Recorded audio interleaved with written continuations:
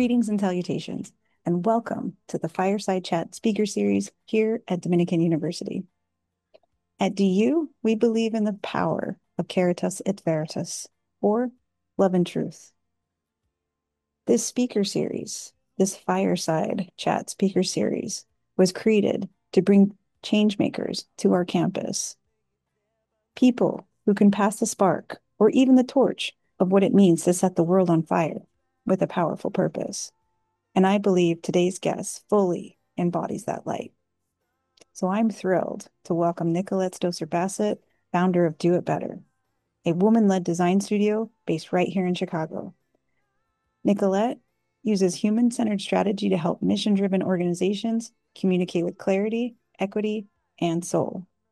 With over a decade of work in food justice, sustainability, education, and public health, her career is rooted in one clear belief: design can and should be a force for good. Her resume speaks for itself. She holds a BA in social enterprise, also has an MA in social innovation and sustainability, and then continued on with postgraduate certificates in media psychology, social media strategy, public interest design, and nonprofit management. But more than that, Nicolette always brings both heart and rigor to the work of system change and reminds us that design isn't just about what we see, but how we show up for each other. So grab your metaphorical marshmallows, soak up the warmth of community, and please help us welcome Nicolette to today's Fireside Chat conversation. Awesome. So I do not need the mic. No, you can hear me. Yeah, I can project. Everyone can hear me in the back. Yeah, cool. All right.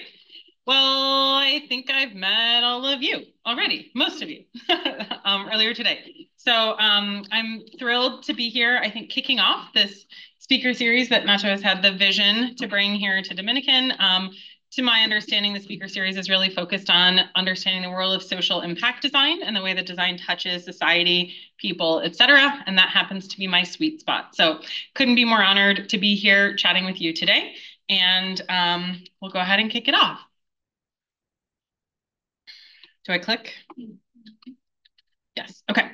So I just started a really interesting book earlier this week. It's called An Immense World, and it's all about the incredible diversity of life on our planet and how different animals experience the world in ways that we can't even imagine. So reading this book, I learned that there are an estimated almost 9 million species of living things on this earth, of which humans are one in 9 million. I also learned that millions of insects don't even have ears, and they talk using plant or soil vibrations that are mostly inaudible to humans. I also learned that starfish don't have blood or a brain, but they have 2 stomachs and see with the tips of their arms. And this quote from the book really moved me, that animals move finished and complete, gifted with extensions of the senses we have lost or never attained, living by voices we shall never hear. They are not brethren, they are not underlings, they are other nations, caught with ourselves in the net and life of time. So why is that important? Why am I talking about that as a designer? Because the diversity of life on our planet is being threatened. This framework here is called the Planetary Boundaries Framework. It's from the Stockholm Resilience Institute, and it's a way of assessing how healthy is our planet. So in the green space that you see there, it says safe operating space. You see everything red around it? That's where we are today. We are not in a safe operating space. So what happens when we're not in a safe operating space? Life becomes threatened. And I'm talking about the millions of insects, I'm talking about the starfish, and I'm talking about us. We exist in a network together, and no one species is more powerful or strong than another. So everyone here is probably familiar with climate change. You hear it in the news. It's a subject that we're even seeing in our daily lives. Climate change within this framework is just one of 9 planetary boundaries. And the work that I've been doing for the last couple of years is in this section called novel entities. So as much attention as the news media plays to climate change, there are these 8 other boundaries that are being crossed or exceeded. We've actually exceeded 6 of 9 planetary boundaries for a safe and thriving planet. And so if we can all agree that climate change is real, then we can also agree that it's the result of human choices. And it's my belief that as designers, we can and need to make better choices because there's no design on a dying planet. So, as I mentioned, my name is Nicolette. I work with impact organizations to translate social and environmental challenges into compelling brand narratives that convert audiences into advocates and drive system scale change. So I'm really focused on looking at the big picture and figuring out where organizations who want to create impact can intervene with solutions that are going to address some of those challenges that we were just looking at. I'm the founder of Do It Better Design, my own studio practice that was founded in 2018, so about 7 years ago. I have 14 years of experience in the space, managing and leading national and global design teams. And my focus is really on branding, marketing, and communications for social impact. The breadth of my work is really focused in 3 areas. I focus on audience understanding. So the persona development that we were talking about earlier today is a deep passion and love of mine. Branding and communication strategy. So once we figure out who we're talking to, how do we communicate to them in a way that catches their attention and makes them want to engage? And then impact storytelling. So these organizations that are making impact, how are they measuring that? And how are they communicating the impact that they're having through stories? So for the entirety of my career, I don't have a background in design, but my sweet spot has been at this intersection of branding, communications, and impact. So I look for clients that are trying to do good in the world, figure out how they can tell their stories, and what role design can play. And a brief history of my background. I have mentioned, or Nacho knows, a little bit about my background, which is that I have a very non-linear career path. So I don't have a background in design. I don't have degrees in design. I went to 3 different colleges before I found the spot where I eventually landed, which is a very unorthodox place in Vermont called Goddard College. Goddard has no professors. I've never taken a test in college. They don't have grades. Everything is pass-fail, and you design your own curriculum. So you show up with deep, burning questions that you want to know the answers to. You work with a community of peers who serve as your advisors, and then you develop a curriculum that you execute in collaboration with your mentor group and an advisor throughout the course of the semester. And through this, I was able to create my own undergraduate study around social enterprise. I was working in film production at the time and working with a lot of businesses, seeing what damage the business community and certain industries have on the planet, or they're doing to the planet. And I was like, there must be a better way. And so I was able to create an undergraduate study around businesses that look at the social good and what it takes to run those businesses in the world.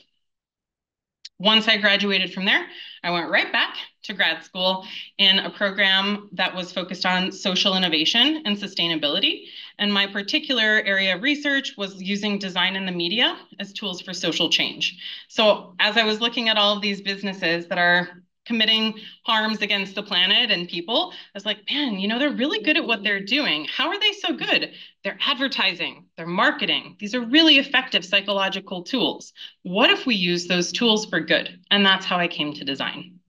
So a couple years after that, I founded my own design studio, Do It Better, with the sole purpose of serving mission-driven clients.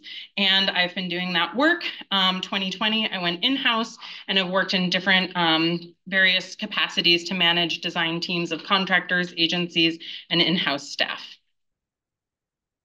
So as I mentioned, my work helps organizations that want to do good navigate and communicate complexity. And why is complexity relevant? Because that's the world that we live in today. So this framework, I think it's the Cynefin framework. I think it's a hard C. It's a Welsh word. And it was a framework that was developed by a man named Dave Snowden in 1999 for IBM. So it's a tool to help leaders identify where they are in a given business problem or situation. It's a Welsh word that means habitat, acquainted, or familiar. So it's about understanding the context that you're in. So clear problems are when you have known knowns. You know it's an easy problem to solve because you know what you're dealing with. You understand the entire system that you're working with. A complicated problem is where you're like, I know that we need to do this thing to get there, but we don't quite have it figured out. But you know the framework in which you're working. You understand the problem that you need to solve.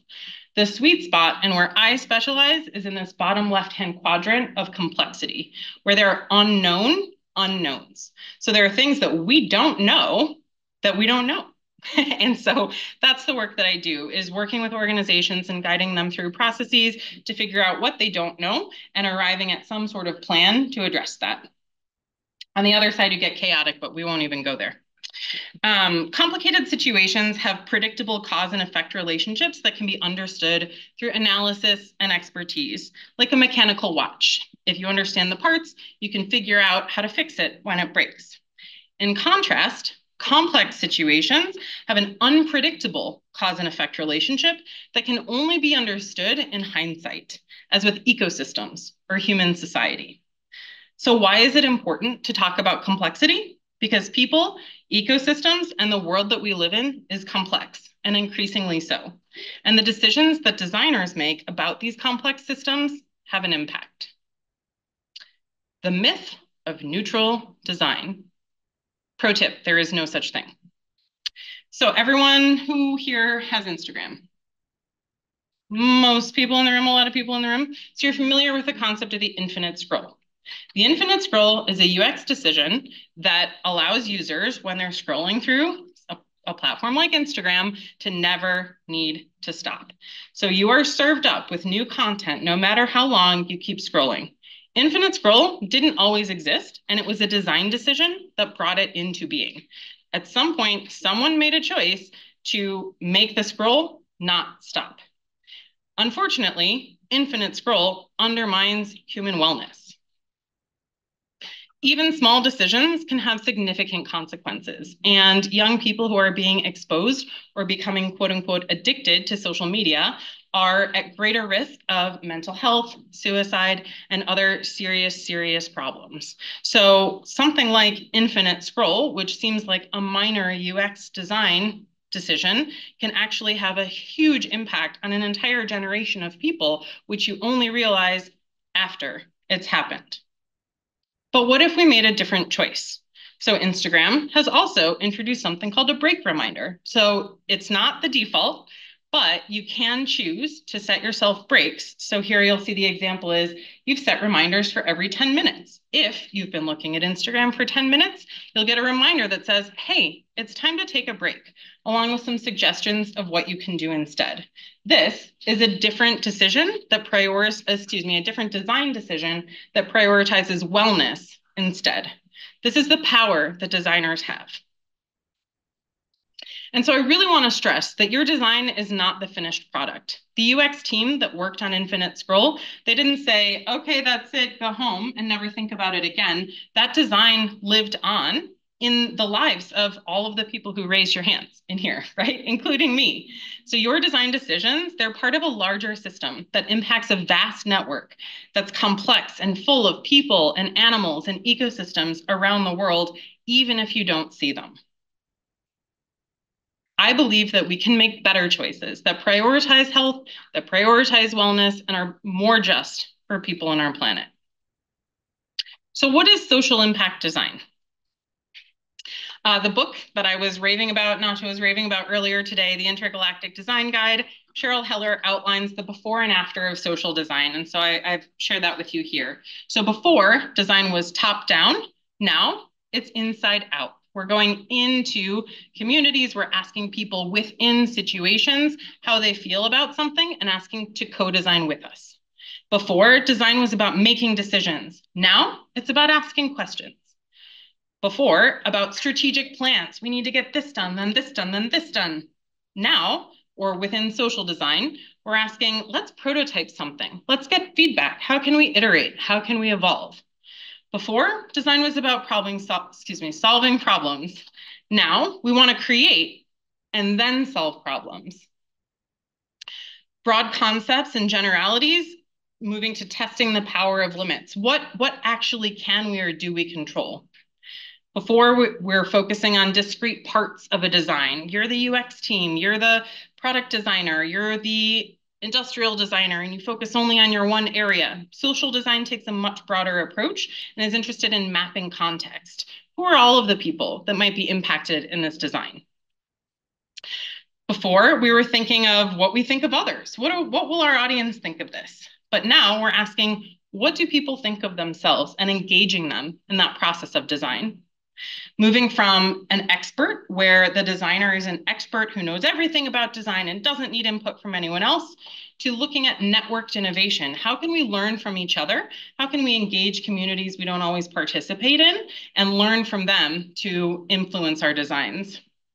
This one is really important to me, that strategy predetermines actions, that in the design team or the marketing team, we come up with a strategy and we're doing it no matter what.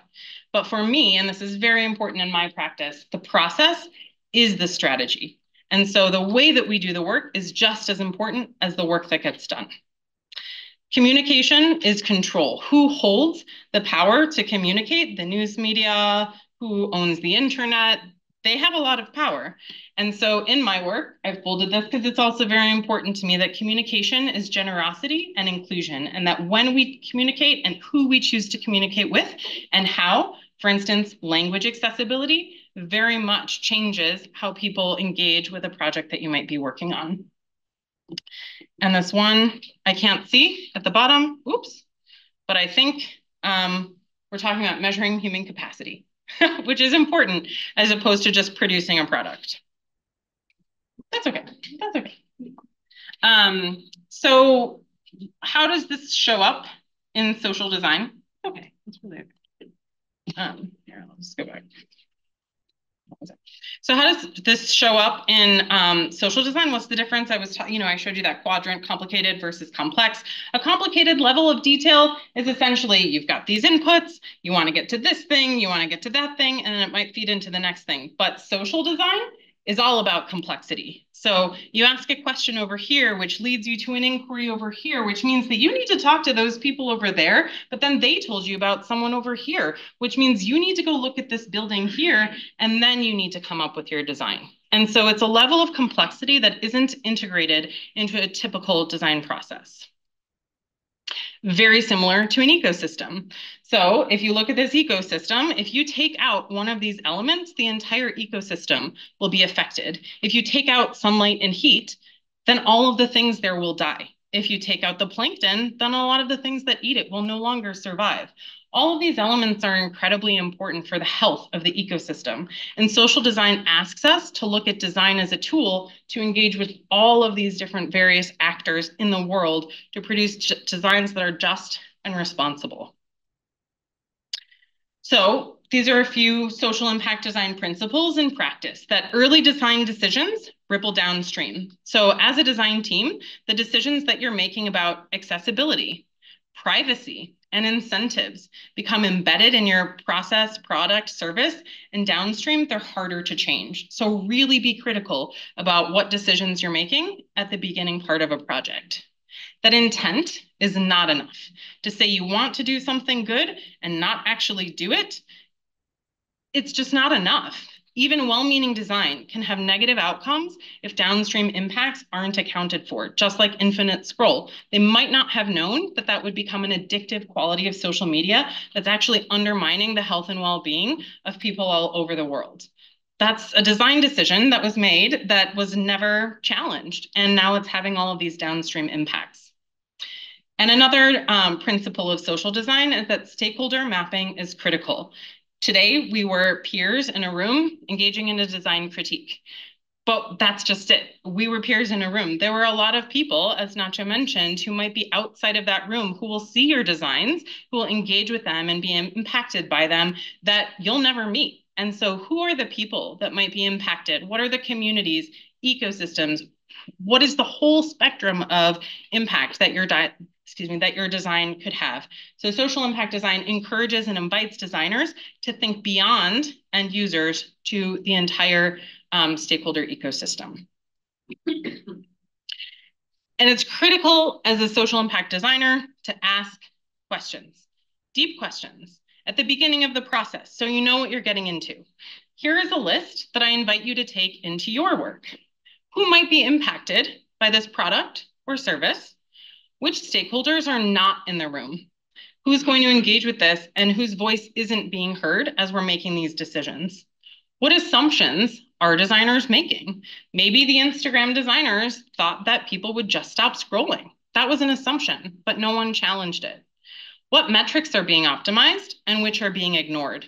In the Instagram example, they were optimizing for engagement and they were ignoring mental health. What kinds of user testing or feedback might reveal unintended consequences? And how might the design be changed to mitigate some of these negative side effects? So I'm going to go into a couple different examples from my work practice. I live in the city of Chicago, and there is a community on the south side called Altgeld Gardens. This is a Google Maps view of that community, and you can see that it's very isolated. Altgeld Gardens is one of the original planned communities, and it is completely separated from any other community in the area. You can see it's designed to be very insular, and there aren't any other landmarks that are connecting it to other communities that are nearby. So I was working with a nonprofit at the time called ArchiWorks that did urban design in the social space. And they had a funder who was very interested in creating a grocery store for Altgeld Gardens because it exists in a food desert. And so we were tasked as the design team with going in and creating a steering committee of community members to ask what they would want from a new grocery store. Lo and behold, as we convened our steering committee, we discovered that they actually already had a grocery store. That's what's in red. So you can see it's just outside of the community and looks a little bit hard to get to. We found out that people had actually been organizing for years about how to get healthy, fresh, local produce on their own without any help from a funder or the grocery store at all. And we learned that these networks were already in place. So when we asked them, why aren't you using the grocery store? We got an interesting answer, which was it was just inaccessible. So after talking to community residents, we looked at this Google Map view, and I don't know if anyone is familiar with what a desire line is, but a desire line is when you're trying to get from one point to another point, but there isn't a sidewalk there. And so a lot of people walk in the direction that they want to go, and they end up making a natural path in the earth. That's called a desire line. So if you look at this Google Map view, right near the parking lot is the grocery store. And all of these lines in red were desire lines that the community had used and created themselves by walking to the grocery store. The funder was trying to solve a grocery store problem. This was not a grocery store problem. It was a sidewalks problem. And so the question from my list of critical questions that we asked was who might be impacted by this service. The funder came in, they had money to burn, they wanted to give them a grocery store, they had all these ideas of what it was going to be, but they never asked who's going to be impacted. And when we did, they told us, all we need are sidewalks. They were trying to solve the wrong problem. Another project that I was working on was a website platform that was encouraging people to bank with local banks versus big banks like Chase or Wells Fargo. Local banks tend to invest disproportionately into their communities, giving loans to homeowners, small businesses, and other folks that might not have the same approval rating at a bigger bank. And so my role was to do UX testing with potential clients and get feedback on the prototype that we were doing. And so the question that we were asking here was, what might user testing reveal about unintended consequences? And after we did all the UX testing, I was arranging our prototype and I was like, I'm not quite sure if this is right, we should validate it. And so we convened a group of potential users who fit our target audience profile. And I took all the parts of our UX profile or our UX prototype, and I cut them up into little pieces. And then I gave the team a task. And I said, okay, you need to build a website that needs to do all of these things, which is enable someone to open a bank account with a bank, a local bank. How do you do it? And lo and behold, they ended up building with the pieces that we had almost identically the prototype that we had finessed and refined through user testing and feedback. So by validating our design iterations with a team, we were able to know, okay, this is exactly the information that people need in order to take the action that we want them to take, which is going to have a bigger impact on communities and the businesses that they serve. In a more recent example, I was working with an organization that offers some guidance on a red to green color spectrum. And they had had this guidance, I want to say, for about 10 years, but never had they asked who wasn't in the room. They were never consulting, when they put together this palette, people who might have color blindness or accessibility issues. And so when I was leading the design team and realized that they were committed to this red to green spectrum, I made sure that we ran a variety of accessibility tests using different vision profiles to ensure that anyone with any level of vision impairment might be able to see the spectrum that we were presenting. We also, you can't see it in this example, but developed an entirely new structure that doesn't include, for instance, the black text overlay over the color, which is another accessibility concern, and created a color spectrum in a way that felt more intuitive to folks if it was just on a grayscale. So we had never, as an internal team, we had never considered who wasn't in the room and who couldn't provide that feedback, but it may have been holding people back from using the guidance that we had to offer.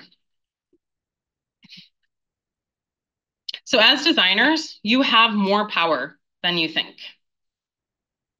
And you can exercise that power by starting somewhere, anywhere. During the client brief and your process of understanding the project, you can ask, who might be impacted? During discovery, when you're poring over all of your client documents and trying to figure out what this business is about, what metrics are we being optimized and which are ignored? As you're prototyping and testing, what assumptions are you making? And what stakeholders aren't in the room to provide their feedback? During testing and QA/QC, what kinds of testing might reveal some of the consequences you can't imagine but might happen down the road? I brought earlier today some of my favorite social design books. Hopefully you had a chance to look at them. I'm a big book person, so I love to learn in that way. But there are a lot of books out there. There aren't too many academic programs committed to social design. There aren't too many design studios that are committed to it. And it is a bit of a niche field, but as we continue to evolve as a species in the 21st century, our problems are only going to become increasingly complex, more interconnected, and require the critical thinking and curiosity of designers who want to look at intersectional spaces where some of these challenges come up. And so when we remember that we're only one species that's part of an interdependent network of life, we can make better choices that impact all living things. So that's what I've got.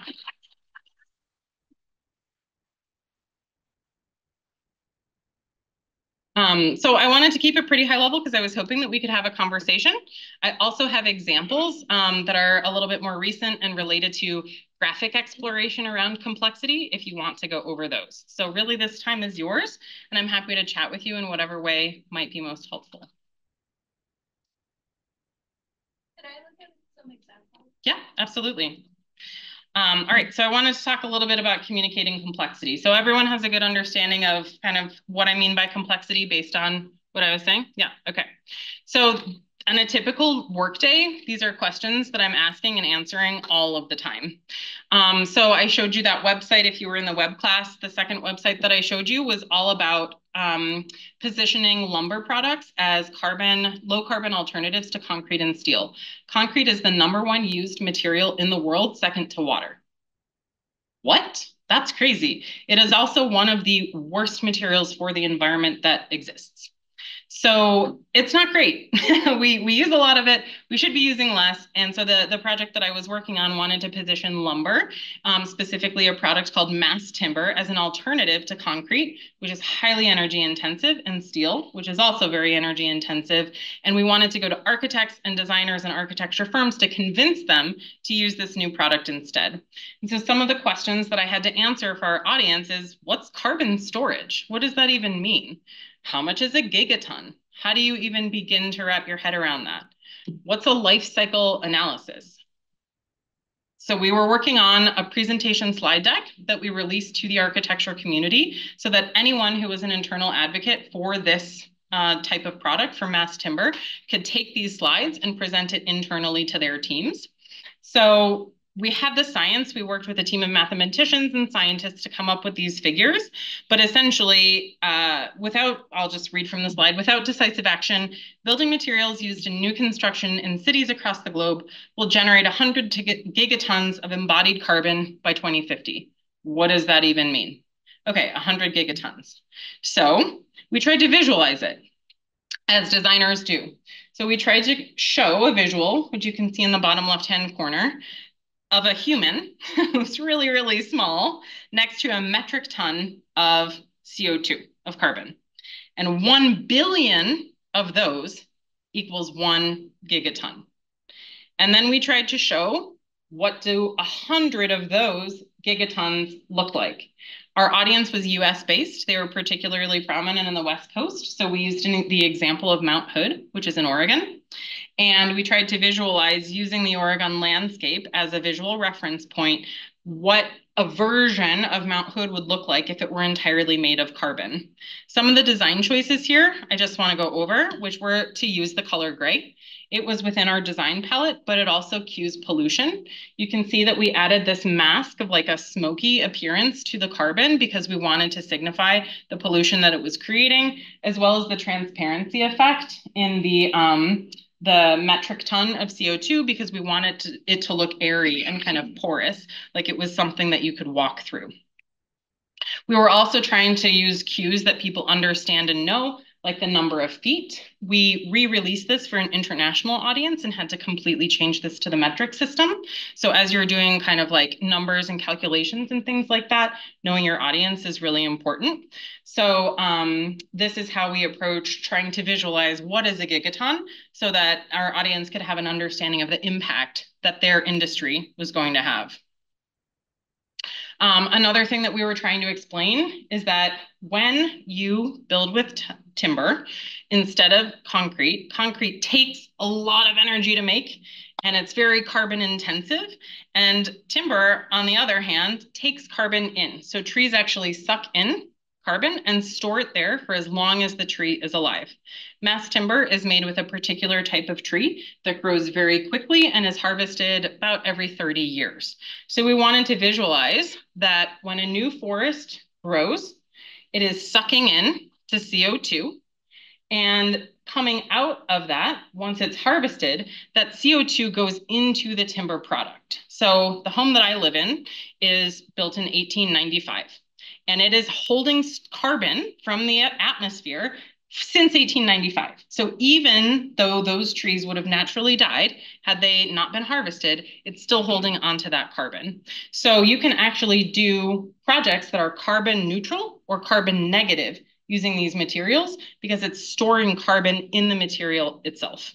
So this was a difficult visual to build. We had to understand about the cycle of sustainable forestry. We had to think about how to show that process of growth. You can see we made design decisions here around the tree that remains versus the trees that are harvested, almost look like ghost trees. And then we did these kind of complex illustrations around what timber buildings would look like so that people could visualize how that carbon is held. Using a visual cue, like a little lock there to show it's locked up in the structure itself. One of the things that I always try to do when I'm designing is making sure that the audience can understand it, even if they don't read any of the words. People don't read. I don't read. Like that's just a part of what designers need to understand. And even if you didn't know the text that was here, you could still understand this visual cycle and that the information, or excuse me, that the carbon is getting stored in the building itself. This is where we were trying to visualize a life cycle analysis. A life cycle analysis in sustainability is where you look at the entire life cycle of a product, from how it's made to how it's manufactured, transported, installed, disposed of, the entire life cycle of a particular product. And that's called a life cycle analysis, or an LCA. These are important because that's how we have an understanding that concrete's so bad for the environment, is by looking at all of the energy that goes into making it. So what we were trying to show here is that a typical building uses a lot of creates, a lot of GHG emissions, which are greenhouse gas emissions, and that if you build with wood, it's actually 60% less, which is a considerable reduction. So our target audience are architecture firms, and they had pledges to reduce greenhouse gas emissions. So we're trying to show them visually like, hey, if you choose to build with this alternative product, you're going to help meet your pledge. You're going to be fulfilling your commitment that the organization has publicly stated. Again, you'll see that we're using the gray color to skew pollution. It works particularly well because concrete and steel are gray. We applied that mask overlay, and then the wood there looks a really like a nice, bright, cozy, warm alternative. So those are some of the visual cues that we were trying to play on. A more recent project that I have been working on was related also to building products, particularly building products that are made of plastic. And a big challenge that we were having is that I was working with a team of researchers who had researcher brains. And so they were like, everyone wants to know about our science. And I was like, literally no one wants to know about your science. So how can we make this interesting so that people actually want to learn what you have to say? What they had to say was that building products are actually the #2 user of plastics globally, which is insane. When you think about plastics, you probably think about shipping containers, you think about plastic straws or plastic bags, but actually the chairs that you're sitting in, this podium that I'm standing at, the floors that we're sitting on, the carpet that is next to you, the carpet is entirely plastic.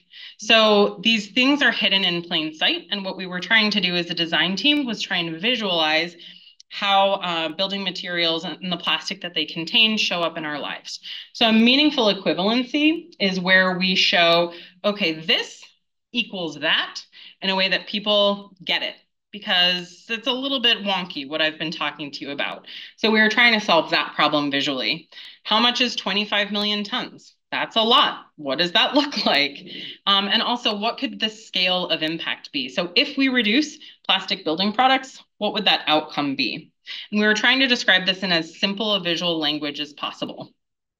So this is a slide from a presentation and several reports that we did, which is that 1.2 million tons of plastic and carpet is discarded in the US each year.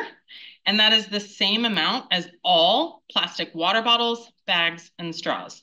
So if you think about how much media attention is being paid to plastic straws in particular, but bags, water bottles, there are so many companies that are making things out of recycled water bottles, and we could just not be throwing away carpet or choosing a different product instead. And we would have more of an impact than if we got rid of all of those things, which is just not going to happen.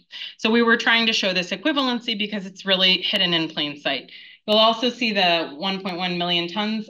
For this particular project, we're communicating to a global audience. So for all of our calculations, we had to have everything both in metric tons and US tons, which made it interesting in terms of design layout. As you can see, the text is a little bit staggered. There was never a one-to-one layout in the work that we were doing as a result. But this creates a really clear equivalency just with the visuals alone, that this carpet is the same as plastic. There's a particular type of plastic called polyvinyl chloride, and that is more commonly known as PVC. You might be familiar with like PVC pipes that are like white and long. They're used in plumbing. They're used very commonly in a lot of different things. And so our researchers knew how much PVC was being used, but I said, you guys, you've got to figure out how we can communicate that to people. So the equivalency that they came up with was 25 million tons of PVC is the same as going to the moon and back 10 times each year. So that's insane because I will tell you, I'm not going to the moon and back every year, let alone 10 times. And that's how much PVC we're using in terms of pipe length. I don't know if anyone in here has been following the lead pipe replacement. So Chicago as a city is one of the main US cities that has tons and tons and tons of lead pipe because of when the city was built. Lead, as you know, probably is poisonous, and so it needs to be replaced. And what are we replacing it with? We're replacing it with PVC. PVC also contains toxic chemicals that are known to be endocrine disruptors, which means they mess up your hormones and might give you cancer. Does that make sense? Not really. So we were trying to raise awareness around choosing different materials that would be healthier for people and our planet long term. Otherwise, we're going to have to go through this same process again once the PVC starts causing problems. But you can see that we use the real simple equivalency of the Earth, the moon, and trying to show lines going back and forth. And this one might be a little bit difficult to see, but we were trying to show what a disruptive scaled impact could look like. So what we were proposing was, even if we just took 25% or just 1/4 of all of the PVC that's used in the year, we could shut down the entire production, the equivalent of 5 of the biggest plants combined. So our audience had a good understanding of PVC facilities. This isn't information that was entirely new to them, but they knew how much these facilities were harming people. Has anyone ever heard in here of Cancer Alley? Have you ever heard of Cancer Alley? Okay, yes? Okay, so Cancer Alley is a part of the southern United States, particularly in Louisiana, where there is a string of petrochemical refineries. Petrochemicals are what go into plastics, particularly PVC, which is the major contributor of building products. And everyone living in these communities has cancer. That's why it's called Cancer Alley. And they're dying prematurely, or they're having severe hormonal disruptions where they're experiencing multiple miscarriages. They are not able to conceive. They're showing up with a slew of other developmental disabilities, learning disabilities, things like that. And it's because of the chemicals that are being made in their communities, to the point where there's videos of chemical dust just kind of coming into a soccer field or a nearby playground, because there are no regulations on these facilities about what they can release into the air and water, or there are limited regulations. And so what we were trying to do, and the funder that was funding our work, was really focused on shutting down petrochemical facilities, because it was an environmental justice imperative to make sure that all communities have access to a clean and healthy place to live. And so we were trying to show them, okay, maybe we're not going to get rid of all the PVC in the world, and we're not going to go, stop going to the moon 10 times and back. But even if we just take a small chunk of the big piece of the pie, we'll have this significant impact. And if you were in the web class earlier today, I talked a little bit about how we're using emojis as part of our visual language. So you don't have to really know or read the words or have the context of what I've said to see, just through the visuals alone, that we're talking about 25% would cancel out these 5 facilities. And so we're trying to use emojis and that visual cue of pollution to show what we're talking about. If you have ever Googled what a petrochemical facility looks like, it's not pretty. It's pretty gross. If you've ever driven through Gary, Indiana, it looks like that. So that's not a real pretty visual. I think a lot of what we were trying to do with this brand was not show the negative, but show the aspirational world that we want to live in if we address some of these problems. And so we're trying to not lean into what is pretty common in sustainability, which are like scare tactic messaging, where we show you like, a turtle with a straw up its nose, or something really horrific, a polar bear drowning, like something really awful, and it makes people feel totally powerless. And so we wanted to either lead with neutral visual messaging, like what I've showed you here, or aspirational messaging of the beautiful planet that we could save if we took some of these steps. So these are just a couple visual examples that show a little bit more about what my work looks like in practice, and how I work with design teams to figure out how we can tackle these super complicated problems, but present them in a way that almost anyone can understand if they have a base level of knowledge around the topic that we're chatting about. So that is officially it. That is what I've got for you. Does that help? You asked for examples. Yeah. Cool.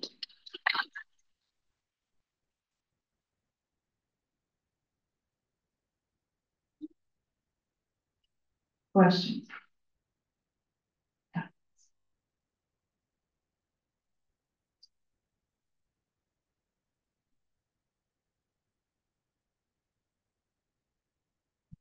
What would be the most common of the, when you're going back to the chart for the clear, complicated, chaotic, and complex, what do you think would be the most common of the complex or like unknown unknowns that you've come across? Has there been like an underlying pattern that you could make out?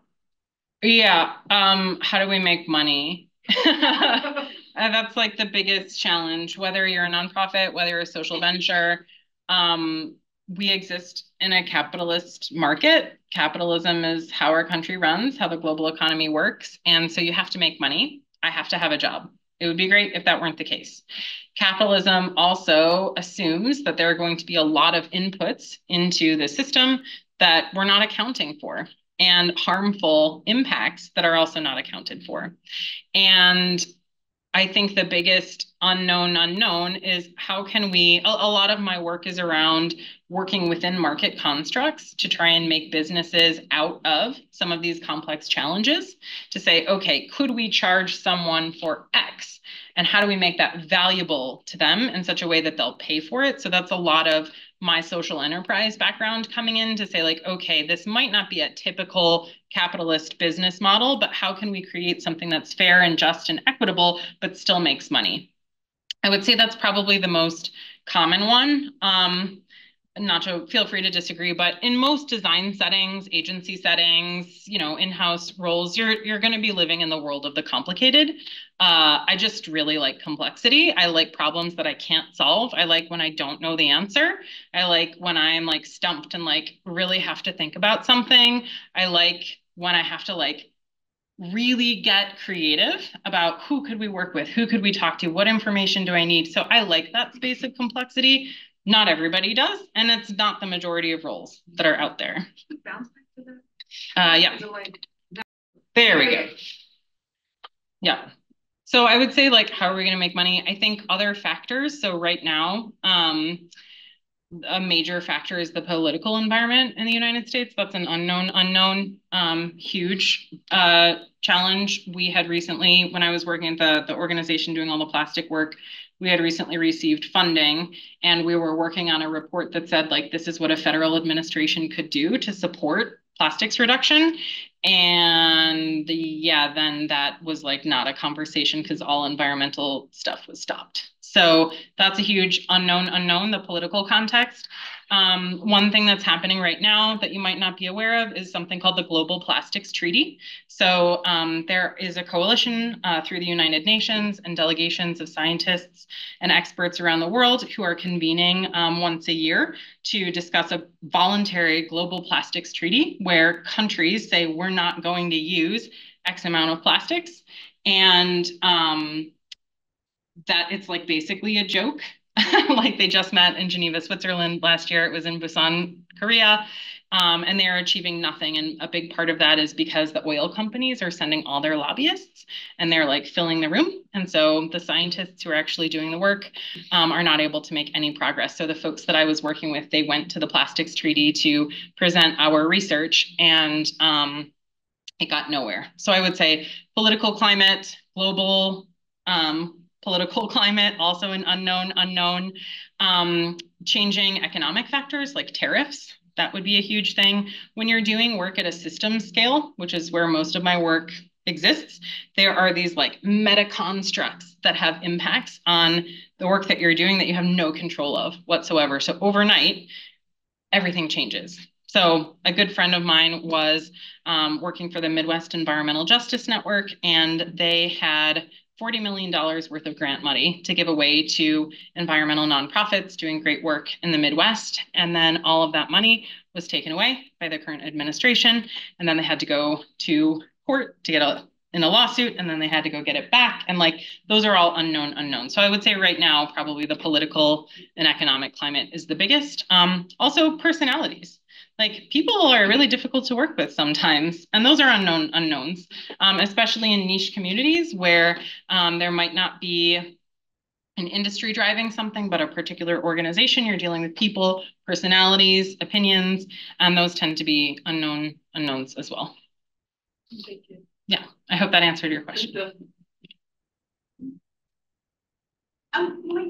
I guess I'm curious about like how do you choose who you work with? I mean, is it based on the complexity of our issue, or is it like, oh, this company might be interested on blah blah? Yeah, I think my particular niche is in working with early stage companies where they haven't figured out what they're trying to do. So it's usually a company that has a founder who's really smart, or a founding team who's really smart, and they've put a lot of effort into what they're making, but they're not a communicator. And they need someone to come along and like untangle their ball of yarn in order for them to get new clients or more money or whatever it is. And so I'm that person at that stage. So I usually look at what's the stage of the business's growth and development? What impact can I have for an organization that already has their brand, a great looking website, they're selling stuff. I'm not the person that they need. So I think I am really interested in taking projects from like one level and leveling them up. So I look at kind of what impact I can have. And then I have a really like strong internal code of ethics around what the company does. And so there has to be some sort of like impact around what they're doing that is either good for people or the planet, and not in a greenwashed way.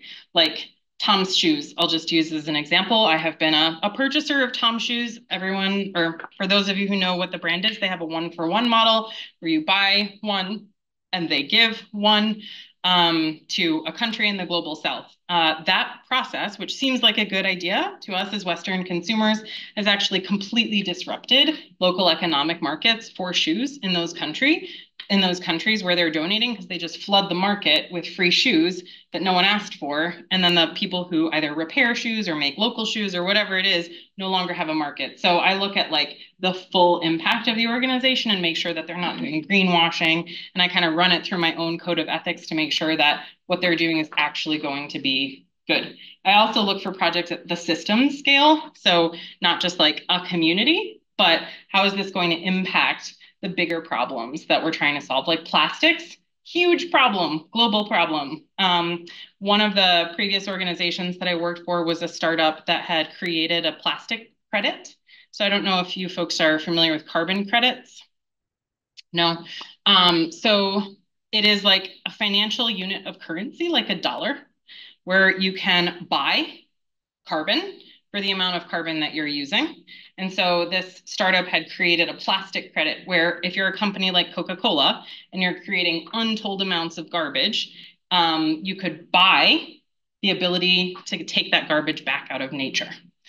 So that's what this company did. And we took people on a tour of India, of waste facilities in India, to see what unregulated waste management looks like. And shocking, like I'm talking about like plastic clogging rivers, cows eating next to like fire dumps where plastic's melting on the side of the road in cities, total crazy dumps like as big as this building, just like really wild stuff that we were on the ground showing folks who work from Coca-Cola what that looks like. So those are the types of problems that I want to solve, are like, how big is the problem? How gnarly is it? And are they actually doing something that's meaningful? A lot of companies right now are greenwashing.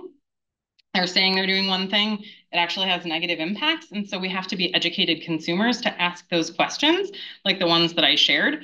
Who's not in the room? Who's being impacted by that? Those types of questions, because otherwise it's very easy to be tricked.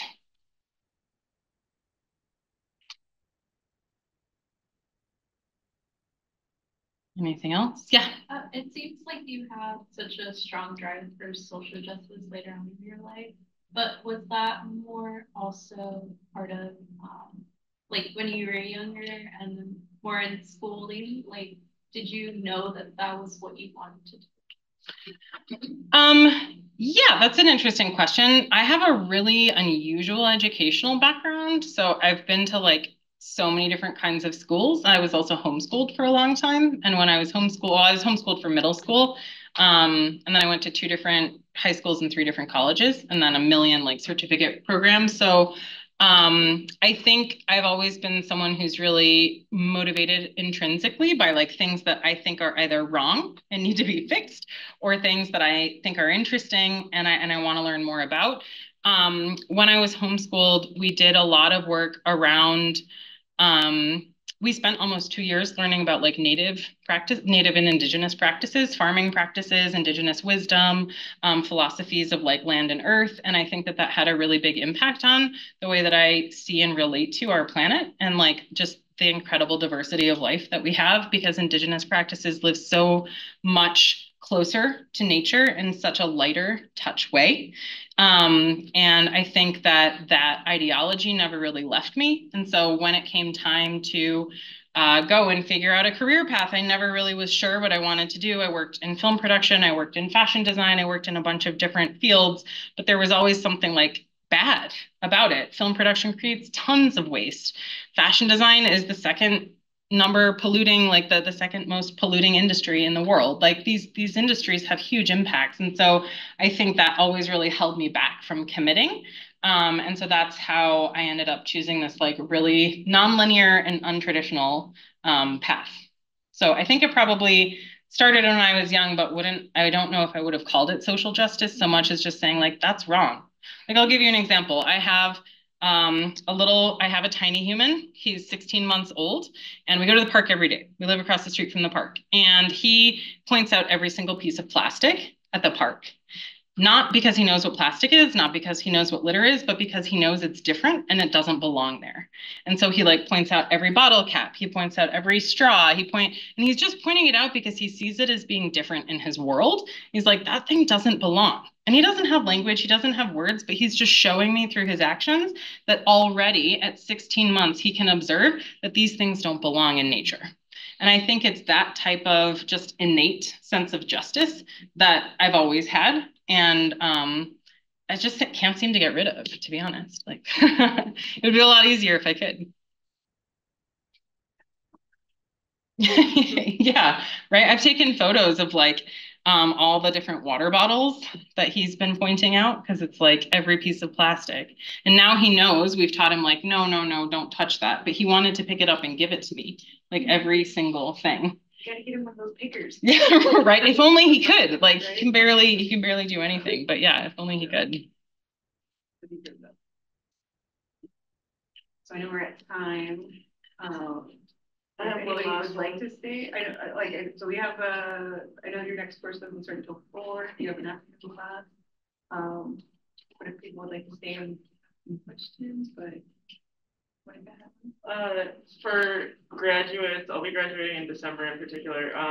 What tips would you give for people wanting to go into like social justice minded design? I feel like it can be hard because you were mentioning that it was a very niche area. I think actually, Nacho, you had sent like a question in advance, which was like someone had asked a question in advance, which was like, what drew you to do this?